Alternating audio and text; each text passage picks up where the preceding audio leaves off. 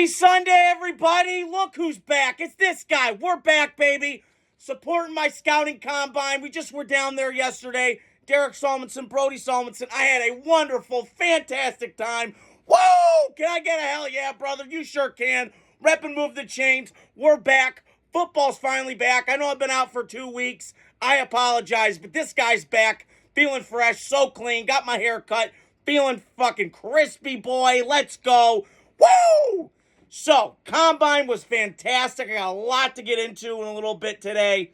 I also want to give a shout out to a couple of my managers who I love. Jennifer. I got to give a shout out to my manager, Brianna Smith. She's fantastic. Aaliyah, you keep killing it. You go, girl. Slay. Big dog in the house. Let's go. So, Combine yesterday. I was there. And I got to tell you, the guy that really disappointed me was Will Howard yesterday. And, you know, I put it on Threads yesterday. Whoever follows me on Threads, not a lot of people. It's kind of like Twitter, but for poor people, that's me. So I kind of said yesterday, I'm out on Will Howard. I can't see him going first, second, third round. I see him as a fifth or sixth. I'm sorry, but he just did not impress me yesterday. And I mean, listen, everybody's going to say, well, he won an Addy. Yeah, when you got $20 million in payroll, never getting hit, it kind of does help, okay? And listen, I get his slight, and I talked to my dad about this morning. I was on my long walk today, trying to think of things to talk about for the Combine, and my take is, like, this is why I have beef with Ohio State quarterbacks. What pressure do you face? What adversity do you face? You never have to. You're the best team in that conference by far. You got inferior players because you can recruit your ass off, like Derek talked about yesterday on our right there and back to the Combine. I'm just out. And he just did not impress me yesterday. His ball was flat. He overthrew people. Short, intermediate, deep. It just did not look good yesterday. So I just wasn't sold. The first group of quarterbacks were just kind of mid to me. The Minnesota kid, mid, didn't really watch a lot. Big Ten was down this year. You know, I watched, I'm trying to think who I was there, I should know this. I just wasn't. And I wasn't that sold yesterday. This quarterback craft's kind of bad. I thought Cam Ware was going to throw yesterday, my guy, but he did not. And all the attention was going to Sanders. I mean, Jesus. I mean, it was just like a suckathon. I mean, good God, how many women were around him? I mean, listen, he's an attractive guy, not going to lie. But he just, to me, why didn't you throw? And now teams are having question marks about why he's not throwing. No, go figure. Like, he's not throwing. It's a problem.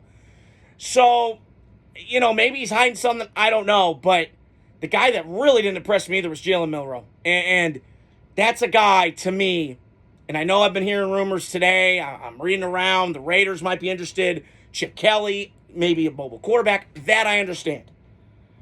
But please, no. I don't care where. I don't want him. I've seen enough. I watched enough yesterday. Same with Will Howard. Air Maryland balls left and right. We know he's a great deep ball thrower. Russell Wilson-esque, like I talked about to my buddy Derek the other day. You know, when he played Wisconsin this year, he was lighting it up. I mean, it was moon balls. It was in stride, all this stuff. And he hurts it with the legs, and I'm like, wow, okay, Cam Newton, a little bit of this, a little bit of that. And then I watch him against LSU, and I go, because all he did was ran for 4 touchdowns, and he never threw. So, very Jalen Hurts-esque in that sense, and I sense that as his comp for him coming out of college. So, I just, to me, was not impressed with those two guys. The guy that did impress me, and I said this before, he's my kind of guy, Jackson Dart yesterday, was putting seeds on people. Yes, Jackson Dart, people. You need to go look him up. He went to USC, was there for a little bit, for about an hour, then went to Oxford, followed Lane Kiffin, and was pig suey, baby. That's what he was doing. Or that's Kansas, excuse me. So, I just was very impressed with Jackson Dart yesterday. The way the ball came off the hand, it was quick, it was rhythm. He can move. Great kid. I got no bullshit with the character. And then I also watched Riley Leonard yesterday, and as a Notre Dame fan, and I know Grant Sin's watching this, he's a big Duke guy, biggest Duke fan I know outside of my cousin Tim the Rocky. To me, it almost was like Riley Leonard was just better at Duke than he was at Notre Dame, but they didn't ask a lot at Notre Dame because it was run game, it was defense. That's how you win football games a lot of times. So to me, I just felt like the way that ball come off the hand yesterday, spun it really well, was very efficient. I was sold. And I was just exceptionally sold. So, and then, the running backs, I watched them yesterday. And Ollie Gordon, very disappointing yesterday. Did not look good. I was not impressed yesterday. Derek, Brody, and I were all sitting together in the same row at Lucas Oil, and we were just disappointed, pissed off, angry at why this guy, who was a 2023 All-American, comes back this year and sucks the joint up. I don't know what happened. But I will tell you, the guy that I love the most is Oregon Hampton from North Carolina. And people go, well, he sucked. No, North Carolina's awful.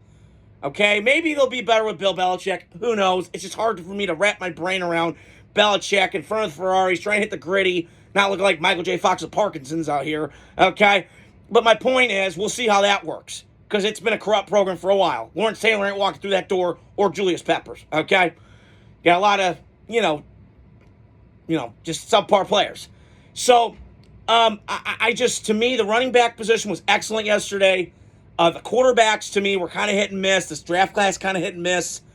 And then the receivers, to me, I really like Tez from Oregon, but like my buddy Derek just texted me a couple hours ago, he's only 140 pounds, which concerns me a lot because, and we've seen this, Devontae Smith's an outlier because he was Slim Reaper, and he's like, oh, we don't need to lift weights in this league, blah, blah, blah. Yeah, coming from a guy who played with Nick Saban. I don't know if he should have said that, but it is what it is. I do believe, though, that he's going to have a hard time in the NFL, separating, beating press coverage, getting off the jam on releases. We'll see how that goes. But I can't judge these quarterbacks because it's hard for me to do that because they don't see the full field. They kind of go half read. But, game tape is one thing. I just listened to one of my pods today. I had so much football content all at once, and I had to soak it all up. Was Lance Zierlein, who's a longtime scout, talked about this, you can watch the tape all day, but you got to see it live. And I saw it live yesterday. And the one guy, I forgot to mention his name, was Tyler Shuck from Louisville. That guy put on a clinic yesterday. He might be quarterback 3, said Jackson Dart. Now, we got the injury concerns. He's had 2 collarbones, the hip drop tackle. He was out, had to learn 5 new systems in three different colleges. He's had a lot of shit going on. He's got 4 degrees. He's buttoned up. He's focused. This is a guy to me that if you can get him 3rd, 4th round, watch out. This kid could be something. Because the way that ball spun off the stand, and I said this before, Michael Penix to me is the best thing I've ever seen live. The way that ball came off the hand, spun it, left-handy, badass, everything about it. I was sold on that kid. And then the receivers, listen, I can't make much about it. I mean, the guys that I've watched this year, this receiver class ain't bad, but it's not great. Abuka didn't run yesterday, which I was kind of disappointed in, but maybe he's saving it. Who the hell knows in this day and age? So I was in football heaven yesterday. And then we got the news about Debo. I couldn't believe what happened. I mean, the Niners gave him away for a bag of chips. I'll get into that whole trade tomorrow. But that was the biggest bombshell of the night. I'm sitting there going, whoa, Debo's a Redskin? And I'm like, and then my buddy Derek texts me. He's like, well, you predicted it. And I did. So I give myself credit on that because that's the one team I thought, well, the connection with Adam Peters, so on and so forth. So I'll give more reaction on that tomorrow. And then the Matt Stafford thing, I'll get into that tomorrow. So just wanted to tell you guys, I'm back. It's been a minute. I apologize for the late content, but I'm back, baby. We got football coming up. Lots of shit coming up. The Myles Garrett, everything else, trades, free agencies coming up. Football finally is here. It's been a 2-week dead period. God help us. But Sammy Mac's back. Love you guys. Appreciate it. Have a super Sunday. God bless. Godspeed. Adios.